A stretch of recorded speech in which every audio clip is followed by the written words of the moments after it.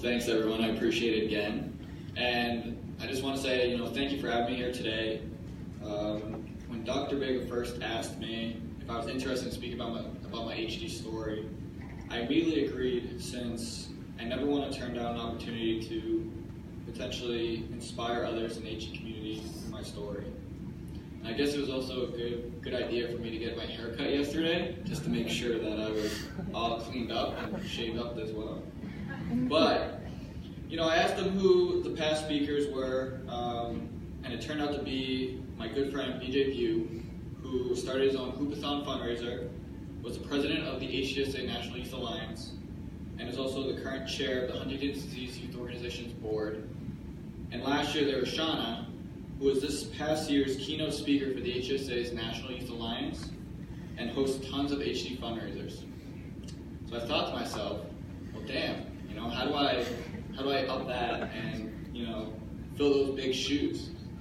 And for me, I was thinking, we're talking about two amazing individuals who have done so much for the HD community, but what I'm going to try to do is add a sliver of greatness by sharing with you all my HD story. So growing up, I felt like your typical kid in your typical family, living in a suburban town outside of Boston, following Boston sports, and going to school. But when I was about 12, I started noticing something different about my mom. I noticed her poor balance made her look like a drunk, and her wobbly movements often caused her to trip and fall over. She had these mood swings where one moment she was fine, and then the next time, she started yelling at me. And she was always feeling depressed and just wanted to sleep all day. I was confused as to what was going on, and the doctor just labeled it as her being bipolar and having major depression, but my family and I knew it was more than that. While my sister was off at college in Arizona, my dad and I were trying to figure out the problem with my mom. At one point, my dad even considered potentially separating, taking me with him for good, because we couldn't take the stress anymore, and this would leave my mom by herself, just to take care of herself on her own. We realized, though, my mom needed more help, and we were running out of options. We had her evaluated, and after many other doctor visits and evaluations, we found out my mom had the rare neurological disease known as Huntington's disease. So my parents sat me down to tell me about HD, but I still did not understand what that meant. So I did what any other 15-year-old boy would do at the time. I Googled, what is Huntington's disease? But when I was looking at the results, I was a bit confused because I saw a bunch of big words that I didn't understand. Some of these words were chorea, dystonia, this CAG thing that Dr. Vega mentioned, and other words I was unfamiliar with. So I said to myself, what is a CAG? And how does a 15-year-old boy supposed to know what a CAG is? Well, I realized it was actually the letter CAG, and the number of CAG repeats will determine what your Huntington's gene is if you inherit it.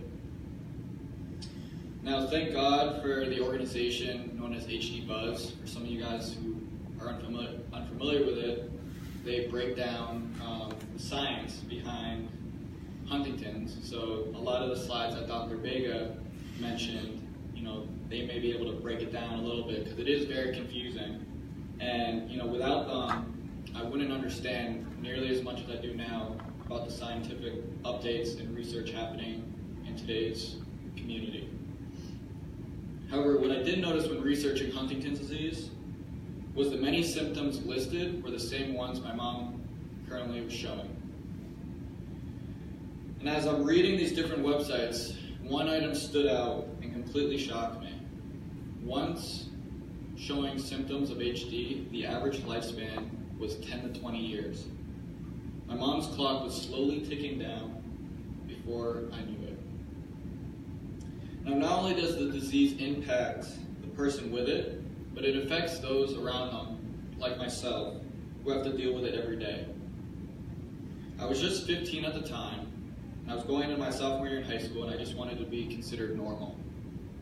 Yet, what I did not realize at the time is that you'll never have a normal childhood since HD takes it away.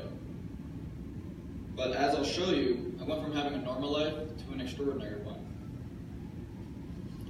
Now, to cope with my mom having HD, I try to avoid by focusing on school, friends, sports, girls. I'm still working on the girls aspect of things.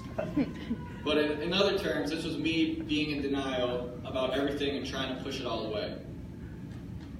I wouldn't talk to many people about it. I would be embarrassed when out in public with my mom due to her slurred speech and her wobbly movements. And I would even stay at my friend's house just to get away from the chaotic household of my own. I would get so angry and end up taking it out on friends and family because I knew my life was going to be different from here on out. I officially lost out on having that normal life with a normal mom, and I was looking forward to going to college and getting away from the HD. It wasn't until I went to college that it actually hit me. Since the children of a parent with HD has a 50-50 chance of inheriting it, I am at risk and may end up being just like my mom one day. I would trip over something or drop a cup and immediately think, that has to be the HD. Sometimes I was slow to react to what my friends are saying, and other times they joke around and just say, dude, what are you, drunk? Like, can you not handle your liquor? Which, it's a story for another time, but these little things reminded me of my mom, so I started doing more research on Huntington's disease, and I thought about going through the genetic testing process. I spoke with my sister and aunt about it, and wanted to see what they thought about me testing. My aunt emphasized how this is a big decision in my life, while my sister simply said, well, what about me? Since if I test it, I may put more pressure on my sister to also test. I realized I didn't want to put that pressure on my sister, and so I decided not to get tested. I was just 19 at the time, a freshman in college, and I just assumed I was overthinking everything and it was just all in my head. Now that same year, I was speaking to my good friend Max, and I told him I wanted to do an HD fundraiser. I realized all those past years of my mom acting differently was not her fault. It was the HD that was causing my family stress. Part of me felt guilty for how I treated her, so I wanted to figure out a way to make it up for her. Raising money and awareness for this rare disease was the best option I had. But I didn't know what type of fundraiser I wanted to do. Growing up, I was a big basketball fan, so I wanted to do something involving that. And so Max and I decided to put together a through-and-through basketball charity event called Hoops for Huntington to raise some money and awareness for this disease. Our first year, we had 30 teams and raised more than $3,000. I was so nervous, though, for the event to be successful that I actually forgot to eat that day. But thankfully, it was one of the coolest experiences in the world and something I will never forget. To see all these people, friends and family, high school classmates, and other random people who just heard about the event participating was unbelievable. This was the first of three years running the event, where overall we totaled more than $10,000. It was crazy to think that a 21-year-old full-time college student was able to raise this much money, and I would never have guessed that. Now, all during this time fundraising with Hoops for Huntington's, I was still thinking whether or not I wanted to get tested. It was constantly on my mind because it made me concerned about my future. I wanted to make sure I could plan my future accordingly, no matter what happened. Without knowing my gene status, I would not be able to perfectly plan what lies ahead for me, such as a wife, kids, a house, and my career. It was mentally draining on a daily basis, and ultimately I decided I did not want to live with the unknown. When deciding whether or not to get tested, many thoughts ran through my head. Who was I going to tell about this? Should I tell my friends and family? Do I want my mom to know about this? I was scared I might be treated differently after my results. I thought people might think that I might change overnight and end up just like my mom. It all happened so fast that I decided to just tell a select group of my friends. I did not feel comfortable at the time telling my family about it for several reasons. First, my dad was my mom's caregiver, and I didn't want to put more stress on his life. Second, I didn't want to pressure my sister into potentially getting tested as well. And finally, and the most important, is I didn't want my mom to ever find out because I didn't want her to feel guilty if she were to pass Huntington's on to me. Getting tested is a huge decision that not only impacts me, but also has an effect on friends and family who have to cope with this news. Now, I haven't mentioned this yet, but I want to say how grateful I am for my dad for staying by my mom's side through thick and thin. I do not truly understand the strength my dad had to be my mom's caregiver, not let the disease get in the way of his everyday lifestyle, and not run away and give up.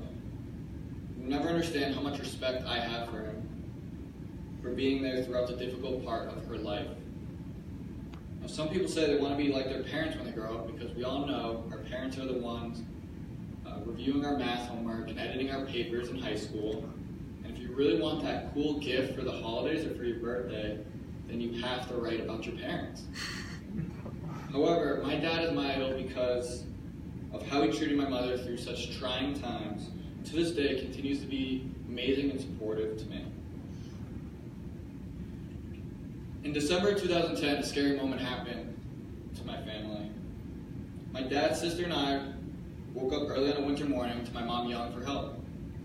We all rushed downstairs to find her on the ground, and she told us that she couldn't get up and she couldn't feel anything in her legs. Now, we just assumed it was just another bad fall due to the chorea, and that her legs were probably just asleep. So we helped her up onto the couch and monitored the situation. We realized it was more serious than we anticipated, so we brought her to our local hospital, where she eventually was transferred to a hospital in Boston to get surgery. We found out she broke her number 2 part of the vertebrae, which is in the back. But what stood out the most was hearing the doctor tell us she may never walk again. What we did not expect was that not only would she never walk again, but she would never come back home and had to live in a nursing facility the rest of her life. Although a scary and sad moment in my life, these are some moments I will never forget. For someone who's supposed to slowly get worse and worse, I felt as though my mom was actually getting better. And I felt like it was because of the nursing facility keeping up with the daily routine of giving her medication. Because when she was at home, we weren't sure if she was taking enough, taking too much, but now at the nursing facility, it was all in routine for her. She seemed a lot happier, didn't have these random mood swings, kept her sense of humor, and her memory improved dramatically. She would remember random dates such as her brother and sister-in-law's wedding anniversary, where I have trouble just remembering my own parents' anniversary, let alone my dad's birthday. It seemed to transition to the nursing facility was a blessing in disguise to help my family stay positive and hopeful. Over the years, though, the disease slowly made my mom worse and worse. She had trouble getting out of bed and needed someone to feed her. Yet she still seemed to amaze me each day. One day, my friend and I took her to a restaurant down the street from the nursing facility. When we got there, the waitress asked what she wanted to drink. I figured she'd get her favorite, soda.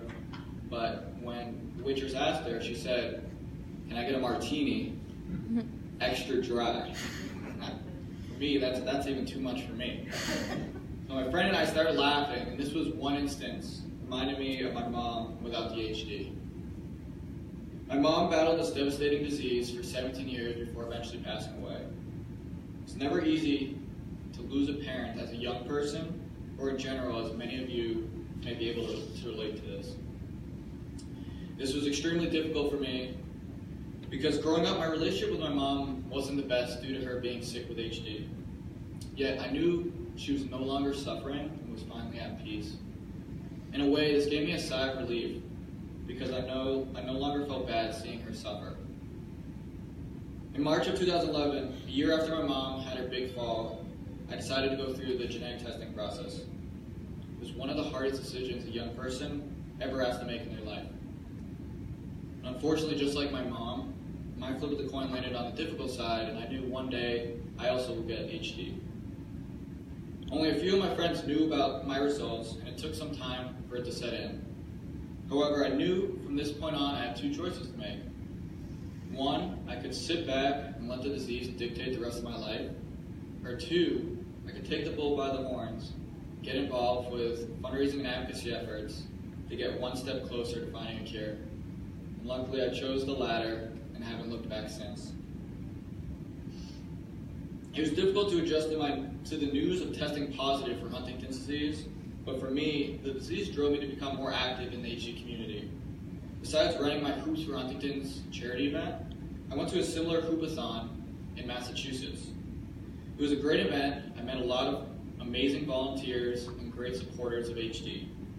One young person named Amanda told me about this annual HDSA convention and how all these young people come together for this one time each year. She told me I should come to it with my sister. Before I know it, I got a scholarship and was attending my very first convention. Now at the convention, I met all these young people who all were facing similar challenges that I did growing up. But the last night was probably my favorite night that I will never forget. My friend Amanda kept telling me about this guy in the HD community. His name's BJ View, for some of you who may know him, and how we're very alike. You know, we both love basketball. We both put together HD fundraisers. We both have a mom impacted by HD. I finally met him that last night. We briefly chatted about how HD impacts our lives. What I did not know that night was that BJ would end up becoming one of my closest friends to this day. After the convention, BJ and I stayed connected, and I asked him how I could get more involved with the HDSA National Youth Alliance, a youth organization under HDSA who support young people in the U.S. impacted by HD. I started joining monthly advice calls, but I wanted to get more involved. So I decided to join the HDSA Massachusetts chapter board to see how else I can help raise money for HD. Eventually, as mentioned in my brief bio, I became the president of both the Massachusetts chapter board as well as the National Youth Alliance to continue to support young people and families in the HD community. You could say this was my way of coping with HD because I used my positive test result as motivation to keep hope and not give up. And just like me, anyone impacted by HD needs to find their passion, whatever it is, and ways to cope with the disease. I was scared about how people would react to me testing positive for this disease. Will my friends and family treat me differently? Will they feel bad for me? Will they still even want to be my friends? I did not want to be judged and treated different based on my results. I was very fortunate to have a few close friends that I was able to receive support from and talk to about testing positive for HD, but I knew this could not be a secret forever. When one of my friends lost her battle to HD at a young age, it made me rethink about keeping this a secret. I realized HD will always be a part of my life, and I was starting to become more comfortable accepting this and sharing my story with others. As time went on, I knew I wanted to raise awareness about the impact of the disease on young people, and what better way to do this than to share my own personal story. But it took me 2 years after finding out my results to tell my sister and dad. Think about that, 2 whole years. I told them the news separately since I wasn't sure how each would react to it. When I first told my dad, I was expecting him to be upset, frustrated, angry for keeping this from him, but I've never seen someone so calm. I told him I had something important to tell him, and it took some time to feel comfortable, pretty much blurting it out to him. But once I told him I tested positive for Huntington's disease, he simply just replied saying, "Okay." I said, "That's it?" He then told me he was not worried because of all the research happening and how it is important to stay positive because soon enough there'll be a cure for this disease. This was so reassuring to know my dad is going to stick by my side just like he did with my mom. I then told my sister, and I was a little worried about pressuring her to get tested based on my test results. I was nervous, but I knew I had to let her know. After telling her, she had a few questions about the testing experience and how I felt about the results. But she then told me she was simply not ready to test yet. And this just shows how difficult the decision to test is. We have to each decide on our own. But regardless, we all need that support. Now, if I could go back in time and do it all over again, I'd probably just change one thing.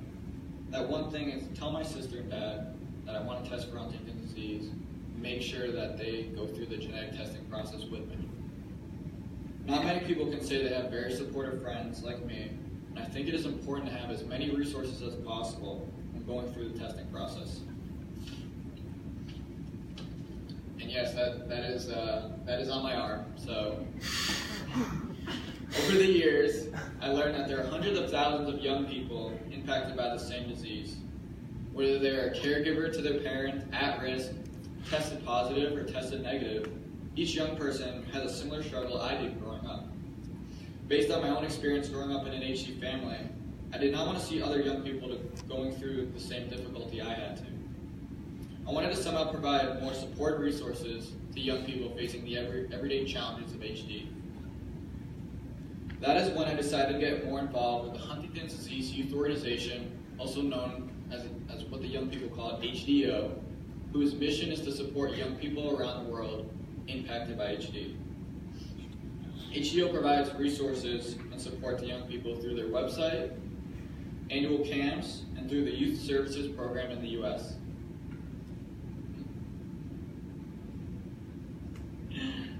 As a volunteer counselor for the HD Youth Camp for the last 3 years, I've had the privilege to work with many different young people and took my own personal experience to help them find the proper support and resources when dealing with HD.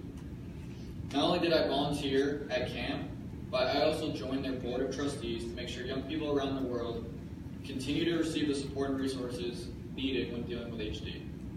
So if you follow HDO on Facebook or Instagram, you now know the person behind the post.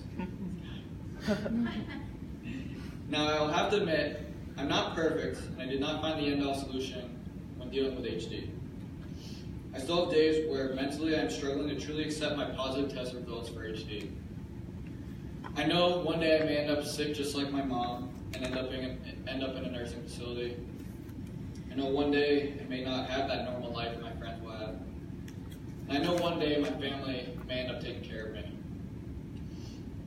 But what I do know is the HD community is one of the strongest communities I know. The community is full of hope, and we're all fighting for a cure. I will continue to fight with and for the HD community.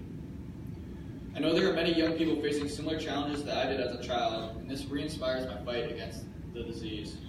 They motivate me to live life to the fullest in order to deal with HD. And just like I received, I want to provide resources and support to young people who have faced similar pain and challenges, help them find their passion. Now, every day, each of us have a choice in life to make. Some choices are more difficult than others, especially if you come from an HD family. But what makes life so amazing is knowing that each and every one of you, including myself, are not alone. We have one another for support and are all fighting against Huntington's disease for the same reason, to find a cure. Now, I cannot force you to get involved with advocacy and fundraising efforts like myself, but what I can tell you is that you all have the choice to make a difference in the community. No matter how tough life can be, remember that each day is a new day. You have the opportunity to make the most of it. It's been great sharing my HD story with you all. Come find me during break or after the symposium if you want to come say hello. And thank you again for having me, and let's all go make a difference. Thank you.